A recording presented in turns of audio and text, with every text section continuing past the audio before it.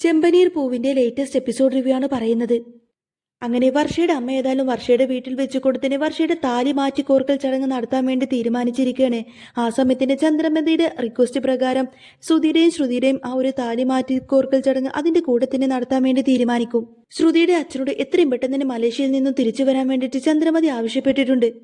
ഇത് കേൾക്കുന്ന സമയത്തിന് ശ്രുതിക്ക് ഭയങ്കര ടെൻഷനായിരിക്കും. കാരണം ശ്രുതിക്ക് ശരിക്കും ഒരു അച്ഛൻ പോലും ഇല്ലല്ലോ. ശ്രുതിയുടെ അച്ഛനൊക്കെ എന്നോ മരിച്ചു പോയിട്ടുണ്ടാവും. എന്നാൽ ഇവരുടെ മുന്നിൽ പിടിച്ചു നിൽക്കാൻ വേണ്ടിയിട്ട് ഇവരോടൊക്കെ പറഞ്ഞേക്കുന്നത് അച്ഛൻ മലേഷ്യയിലാണെന്നാണ്. ചന്ദ്രയാണെങ്കിൽ ശ്രുതിയോട് ഇങ്ങനെ ദേഷ്യപ്പെടുന്നത്, നിന്റെ അച്ഛനെ ഞാൻ ഇന്നേ വരെ കണ്ടിട്ടില്ല, നിന്റെ അച്ഛന്റെ ഫോട്ടോ പോലും ഞാൻ ഇന്നേ വരെ കണ്ടിട്ടില്ല. അല്ല, സ്വന്തം മോളുടെ ചടങ്ങിനെന്താ അദ്ദേഹം മലേഷ്യയിൽ നിന്ന് ഇങ്ങോട്ടേക്ക് വരില്ലേ? അല്ല, ഇനി പറയാൻ പറ്റാത്ത രീതിയിൽ നിങ്ങൾ രണ്ടുപേരും എന്തെങ്കിലും തമ്മിൽ പ്രശ്നമുണ്ടോ എന്നൊക്കെ ചോദിക്കുന്നുണ്ട് ചന്ദ്രമതി.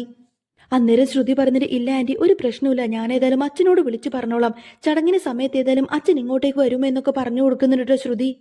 എന്നാൽ ശ്രുതിക്ക് ഭയങ്കര ടെൻഷൻ ആയിരിക്കട്ടെ. കാരണം താലി മാറ്റി കോർക്കൽ ചടങ്ങിന് ഏതായാലും ഒരുപാട് ക്യാഷൊക്കെ വേണമല്ലോ. ഇനി എല്ലാതും കൂടി താൻ എങ്ങനെ മാനേജ് ചെയ്യുമെന്നൊക്കെ ചിന്തിച്ചുകൊണ്ട് തന്നെ ശ്രുതിക്ക് ആകെ ടെൻഷനാണ്.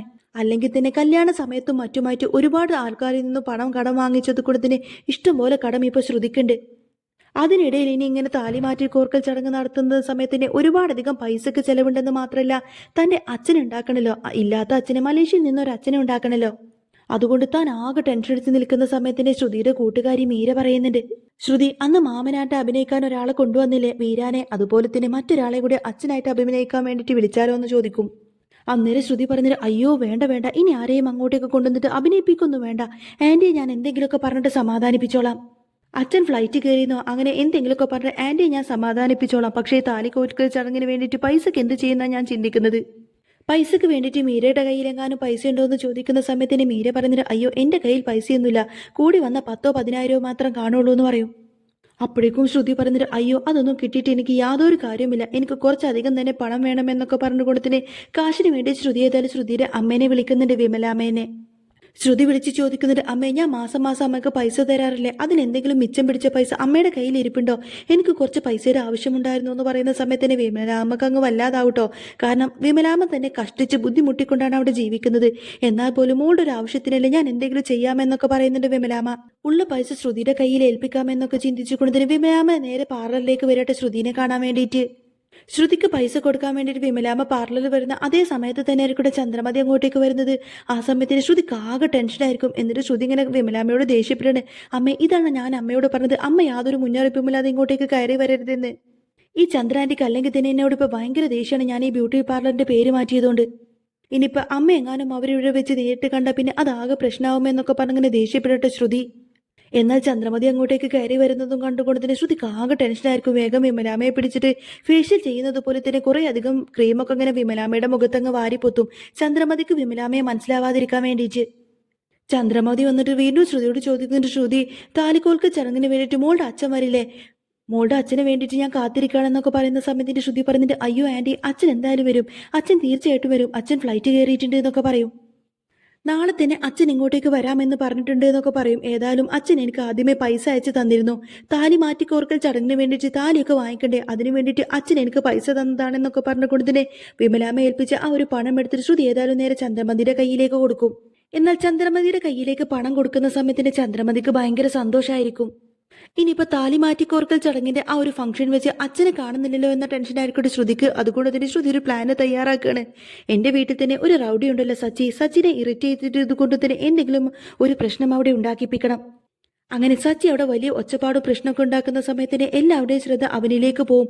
അതുകൊണ്ട് തന്നെ എൻ്റെ അച്ഛൻ അവിടെ വന്നോ ഇല്ലയോ എന്നതിനെ പറ്റിയിട്ട് ആരും ചിന്തിക്കില്ല. പിന്നെ ചടങ്ങെല്ലാം കഴിയുന്ന സമയത്തിന് ഞാൻ തന്നെ പറഞ്ഞോളാം, അച്ഛൻ ഇങ്ങോട്ടേക്ക് വരുന്ന സമയത്തിന് ഇവിടെ ആകെ പ്രശ്നവും കലഹങ്ങളൊക്കെ ആയിരുന്നു, ആ കലഹം കണ്ടിട്ട് അച്ഛൻ ഇങ്ങോട്ടേക്ക് വരാതെ തിരിച്ചു പോയി എന്നൊക്കെ പറഞ്ഞ് ഞാൻ ചന്ദ്രാന്റിയെ സമാധാനിപ്പിച്ചോളാം എന്നൊക്കെ പറയാനായിരിക്കും ശ്രുതിയുടെ പ്ലാന്. അങ്ങനെ ഏതായാലും വർഷയുടെ വീട്ടിൽ വെച്ച് കൊടുത്തിന് ആ ഒരു താലി മാറ്റി കോർക്കൽ ചടങ്ങ് നടക്കുകയാണ്. ഏതായാലും ചന്ദ്രമതി ഇടയ്ക്കിടയ്ക്ക് വന്ന് ശ്രുതിയോട് ഇങ്ങനെ അച്ഛൻ എവിടെ എന്ന് ചോദിക്കുന്ന ആ ഒരു ചോദ്യം മാത്രമേ എടുക്കടോ ശ്രുതിക്ക് സഹിക്കാൻ പറ്റാത്തത്. ഓരോ സമയം ചോദിക്കുന്ന സമയത്തിന് അച്ഛൻ വന്നുകൊണ്ടിരിക്കുകയാണ്, ഫ്ലൈറ്റ് ഡിലേ ആണ്, ഇതേ കുറച്ച് വൈകിയാലും അച്ഛൻ എത്തുമെന്നിങ്ങനെ പറഞ്ഞിട്ട് ശ്രുതി സ്വയമേ ആശ്വസിക്കുന്നുണ്ട്.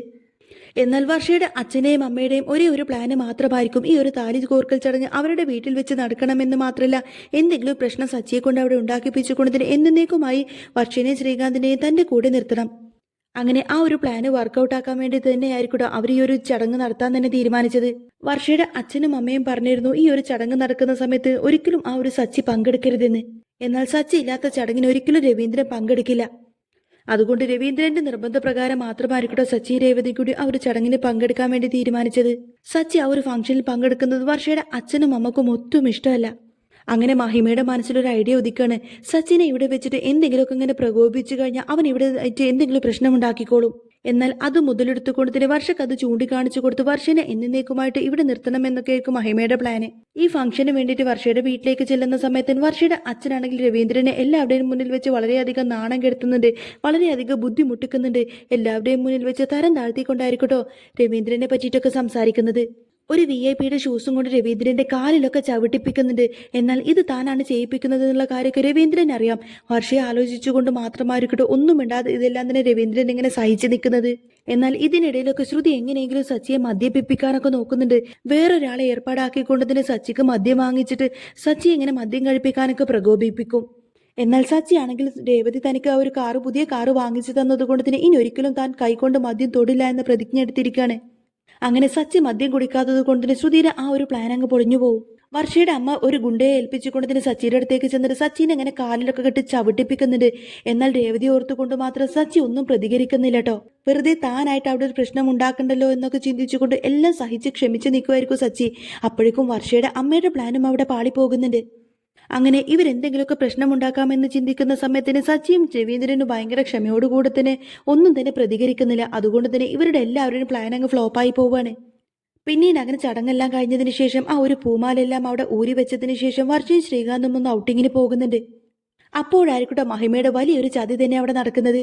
വർഷ പൂമാലയൊക്കെ അഴിച്ചു വെക്കുന്ന സമയത്തിന് വർഷയുടെ മാലയിൽ ഇങ്ങനെ ഒരു സ്വർണ്ണമാല കൊളത്തി കിടക്കുന്നതായിട്ട് കാണും. എന്നാൽ രേവതി വർഷയെ അന്വേഷിച്ചുകൊണ്ട് തന്നെ മുറിയിലേക്ക് പോയി നോക്കുന്ന സമയത്തായിരിക്കും വർഷയുടെ പൂമാലയിൽ ഇങ്ങനെ സ്വർണ്ണമാല കൊളുത്തി കിടക്കുന്നതായിട്ട് കാണുന്നത്. എന്നാൽ ഇത് കാണുന്ന സമയത്തിന് രേവതി ഇങ്ങനെ മനസ്സിൽ ചിന്തിക്കുന്നുണ്ട്, ഷോ ഈ വർഷയുടെ ഒരു കാര്യം ഇതൊക്കെ ആരെങ്കിലും കണ്ടു കഴിഞ്ഞാൽ ഇതങ്ങ് എടുത്തോണ്ട് പോവില്ലേ, ഇപ്പൊ സ്വർണത്തിനൊക്കെ എന്താ വില. എന്നിട്ട് വർഷയ്ക്ക് കൊടുക്കാൻ വേണ്ടിയിട്ട് വർഷയുടെ മാല ആ ഒരു പൂമാലയിൽ നിന്ന് ഇങ്ങനെ അടർത്തിയെടുക്കായിരിക്കട്ടെ രേവതി. എന്നാൽ ഈ ഒരു കാഴ്ചയും കണ്ടുകൊണ്ടായിരിക്കും വർഷയുടെ അച്ഛനും അമ്മയും കൂടെ അങ്ങോട്ടേക്ക് വരുന്നത്. രേവതിയെ കണ്ട ഉടനെ ഇവർ രണ്ടുപേരും അങ്ങനെ ദേഷ്യപ്പെട്ടിട്ട് രേവതിയോട് എന്നിട്ട് ചോദിക്കുന്നത്, എടി കള്ളി, എടി പെരും കള്ളി, നീ എന്താ ഞങ്ങളുടെ മകളുടെ സ്വർണം അടിച്ചു മാറ്റാൻ വേണ്ടിയിട്ടാണ് ഈ മുറിയിലേക്ക് വന്നത്? എടി നീ പെരും കള്ളിയാണ്, നിന്റെ അനിയൻ അതിലും വലിയ കള്ളൻ, നിങ്ങളുടെ കുടുംബം മൊത്തം മോഷണം തന്നെയാണോ എന്നൊക്കെ ചോദിച്ചുകൊണ്ട് രേവതിയെ വല്ലാതെ അങ്ങനെ അപമാനിക്കുന്നുണ്ട്. അന്നേരം രേവതി പറയുന്നത്, അയ്യോ ഒരിക്കലും ഞാൻ മോഷ്ടിച്ചതൊന്നുമില്ല, വർഷയുടെ മാല ഇതിലിങ്ങനെ കുടുങ്ങി കിടക്കുന്ന സമയത്തിന് ഞാൻ അത് ഊരിയിട്ട് വർഷക്ക് കൊടുക്കാൻ വേണ്ടി ശ്രമിച്ചതാണെന്നൊക്കെ പറഞ്ഞു നോക്കട്ടെ രേവതി. പക്ഷെ അതൊന്നും കേൾക്കാനൊന്നും അവർ മനസ്സ് കാണിക്കുന്നില്ല. രേവതി ഇങ്ങനെ കുറ്റപ്പെടുത്തി സംസാരിക്കണം, നീ ഒന്നും പറയണ്ട, നീ കള്ളിയാണ്, നീ മനഃപൂർവ്വം ഇത് മോഷ്ടിക്കാൻ തന്നെയാണ് നോക്കിയത്, നിങ്ങൾ കുടുംബസമേതം ഇങ്ങനെ തന്നെയാണെന്നൊക്കെ പറഞ്ഞുകൊണ്ടതിന് രേവതിയുടെ അച്ഛനെയും അമ്മയും അനിയനെയും എല്ലാവരെയും കുറ്റപ്പെടുത്തി സംസാരിക്കും. എടി ഇതൊക്കെയാണോടി നീ പഠിച്ചു വെച്ചിരിക്കുന്നത്, ഇനി എന്ത് വിശ്വാസത്തിന്റെ പുറത്താടി എന്റെ മോൾ വർഷമോളെ ഞാൻ അവിടെ നിർത്തുന്നത്? എന്നാൽ ഈ ഒരു ഒച്ചപ്പാടും ബഹളമെല്ലാം കേട്ടുകൊണ്ടതിന് എല്ലാവരും അവിടെ കൂടി നിൽക്കുന്നുണ്ടാവും. എല്ലാവരുടെയും മുന്നിൽ വെച്ച് തന്നെ ഇങ്ങനെ വഴക്ക് പറയുന്നത് കേൾക്കുന്ന സമയത്തിന് രേവതിക്ക് വല്ലാത്ത സങ്കടമായിരിക്കും. സങ്കടം സഹിക്കവയ്യാതെ രേവതി ഏതായാലും സച്ചിയുടെ അടുത്തേക്ക് ഓടിപ്പോവാണ്. എന്നാൽ സച്ചിനെയും കൂടി ഇളക്കാൻ കിട്ടിയ ഒരു അവസരമാണല്ലോ എന്നൊക്കെ ചിന്തിച്ചുകൊണ്ട് അവരത് മുതലെടുക്കാൻ നോക്കട്ടോ. രേവതി പോയിട്ട് ഈ കാര്യങ്ങളെല്ലാം തന്നെ സച്ചിയോട് പറയുന്നുണ്ട്. ആ സമയത്തിന് രേവതിനെ കുറ്റപ്പെടുത്തി എല്ലാവരും ഇങ്ങനെ സംസാരിക്കണം. ഓ അപ്പോൾ ഭാര്യയും ഭർത്താവും ചേർന്ന് കൊണ്ട് തന്നെ രണ്ടുപേരും ചേർന്ന് മോഷണത്തിന് ഇറങ്ങിയിരിക്കുവാണല്ലേ, നിങ്ങളോട് രണ്ടുപേരോടും ഈ ചടങ്ങിന് വരണ്ട എന്ന് പറഞ്ഞതില്ലേ, എന്നിട്ട് പോലും നിങ്ങൾ ഇങ്ങോട്ടേക്ക് വന്നിട്ടുണ്ടെങ്കിൽ തീർച്ചയായിട്ടും ഇങ്ങനെ മോഷണം നടത്താൻ വേണ്ടി തന്നെയായിരിക്കും നിങ്ങൾ വന്നേക്കുന്നത്. ഭാര്യയും ഭർത്താവും ഇതുപോലെ ചെറിയ ചെറിയ മോഷണങ്ങളൊക്കെ നടത്തിയിട്ടായിരിക്കില്ലേ സുഖമായിട്ട് ഇങ്ങനെ ജീവിക്കുന്നത്, അങ്ങനെയൊക്കെ ആയിരിക്കില്ലേ നിങ്ങൾ പൈസ ഒപ്പിക്കുന്നത്? എടാ നീ ഒരു റൗഡിയാണ്, ഒരു ഗുണ്ടയാണ്, വെറുതെ അല്ല നിനക്ക് വേണ്ടിയിട്ട് ഇവൾ ഇങ്ങനെയാണ് പൈസ ഉണ്ടാക്കി തരുന്നത് എന്നൊക്കെ പറയുന്ന സമയത്ത് പോലും സച്ചി ഒന്നും പ്രതികരിക്കുന്നില്ലടോ. സച്ചി എല്ലാം സഹിച്ച് ക്ഷമിച്ചിങ്ങനെ മിണ്ടാതെ നിൽക്കുകയാണ്. കാരണം ഈ ഒരു ഫംഗ്ഷൻ അറ്റൻഡ് ചെയ്യാൻ വരുന്നതിന് മുൻപേ തന്നെ സച്ചി രേവതിക്കും അച്ഛനും സത്യം ചെയ്തു കൊടുത്തിരുന്നു, ഈ ഫംഗ്ഷന് വന്നിട്ട് സച്ചിയായിട്ടൊരു പ്രശ്നം ഉണ്ടാക്കില്ലാന്ന്. അതുകൊണ്ട് ആ ഒരു വാക്ക് പാലിക്കാൻ വേണ്ടി മാത്രമായിരിക്കട്ടെ സച്ചി ഒന്നും മിണ്ടാതെ ഒന്നും പ്രതികരിക്കാതെ നിൽക്കുന്നത്. എന്നാൽ സച്ചിനെ പറഞ്ഞാൽ സച്ചി ഒട്ടും പ്രതികരിക്കില്ല എന്ന് മനസ്സിലാക്കിക്കൊടുത്തതിന്റെ പിന്നീട് അങ്ങോട്ടേക്ക് അവരെല്ലാവരും ആക്രമിക്കുന്നത് രേവതിയായിരിക്കും. രേവതി എങ്ങനെ കുറ്റപ്പെടുത്തി സംസാരിക്കാണ്, എടി പെരും കള്ളി, നീ എന്നാലും എന്റെ മകളുടെ മാല മോഷ്ടിക്കുമെന്നൊന്നും ഞാൻ വിചാരിച്ചില്ല, നീയും നിന്റെ വീട്ടുകാർ ഇങ്ങനെയൊക്കെയാണ് നിന്നോട് പഠിപ്പിച്ചു വെച്ചേക്കുന്നത് എന്നൊക്കെ ചോദിച്ചുകൊണ്ട് തന്നെ രേവതി എങ്ങനെ കുറ്റപ്പെടുത്തി സംസാരിക്കുന്നത് കേൾക്കുന്ന സമയത്ത് തന്നെ സച്ചിക്ക് അത് ഒട്ടും തന്നെ സഹിക്കാൻ കഴിയുന്നില്ല കേട്ടോ. തന്റെ രേവതി എങ്ങനെ കുറ്റപ്പെടുത്തി സംസാരിക്കുന്ന സമയത്തിന് സച്ചിയുടെ തലക്കാകെ ഭ്രാന്ത് പിടിക്കണമെന്ന് മാത്രമല്ല, രേവതിയെ കുറ്റപ്പെടുത്തി സംസാരിക്കുന്ന വർഷയുടെ അച്ഛനിട്ട് ഒരൊറ്റ നങ്ങ് പൊട്ടിക്കാണ് സച്ചി വർഷേനെ അടിക്കുന്ന ആ ഒരു സീനും കണ്ടുകൊണ്ടായിരിക്കട്ടെ കറക്റ്റ് ശ്രീകാന്തും വർഷയും വീട്ടിലേക്ക് തിരിച്ചു കയറി വരുന്നത്. വർഷയുടെ അച്ഛനെ സച്ചി അടിക്കുന്നത് കാണുന്ന സമയത്തിന് വർഷക്ക് ഒട്ടും തന്നെ സഹിക്കുന്നില്ലട്ടോ. വർഷ അങ്ങോട്ടേക്ക് കയറി വന്നിട്ട് വർഷ ഭയങ്കര പ്രശ്നമുണ്ടാക്കുന്നുണ്ട്. അങ്ങനെ സച്ചി ആ ഒരു വീട്ടിലേക്ക് ചടങ്ങ് അറ്റൻഡ് ചെയ്യാൻ വേണ്ടിയിട്ട് വന്നതോടുകൂടി തന്നെ സച്ചി അവിടെ ആകെ പ്രശ്നമുണ്ടാക്കിയെന്നൊക്കെ ആയിരിക്കും കേട്ടോ വർഷേനെ എല്ലാവരും തെറ്റിദ്ധരിപ്പിച്ച് വെച്ചേക്കുന്നത്. എന്നാൽ വർഷ തന്നെ തെറ്റിദ്ധരിച്ചിരിക്കുകയാണ് എന്ന കാര്യങ്ങളൊക്കെ സച്ചി ഇങ്ങനെ പറയാൻ ശ്രമിക്കുന്നുണ്ടെങ്കിലും വർഷ അത് വിശ്വസിക്കുന്നില്ല കേട്ടോ. എന്നിട്ട് അങ്ങനെ രേവതിയെ കൊണ്ട് പറയിപ്പിക്കുന്നുണ്ടെങ്കിൽ പോലും വർഷക്ക് പുച്ഛമായിരിക്കും. രേവതി ഇങ്ങനെ വർഷക്ക് കാര്യങ്ങളൊക്കെ പറഞ്ഞു കൊടുക്കുന്ന സമയത്ത് പോലും അവളും അവനും ചേർന്നിട്ട് ഓരോ കള്ളക്കഥകളൊക്കെ മോളോട് പറഞ്ഞ് പറ്റിക്കുവാണെന്നായിരിക്കട്ടെ വർഷയുടെ അച്ഛനും അമ്മയും വർഷക്ക് പറഞ്ഞു കൊടുക്കുന്നത്. ചന്ദ്രമതി ആണെങ്കിൽ എല്ലാവരെയും മുന്നിൽ വെച്ച് ആകെ നാണം കെട്ടിരിക്കുകയാണ്. കാരണം സ്വന്തം മരുമകളിൽ മോഷ്ടിച്ചു എന്നൊക്കെ പറഞ്ഞിരിക്കുന്നത്. അതുകൊണ്ട് തന്നെ ആകെ നാണം കെട്ടിരിക്കുകയാണ്. ശ്രുതിക്ക് ഭയങ്കര സന്തോഷമായിരിക്കും, ശ്രുതിക്ക് ഭയങ്കര ആശ്വാസമായിരിക്കും.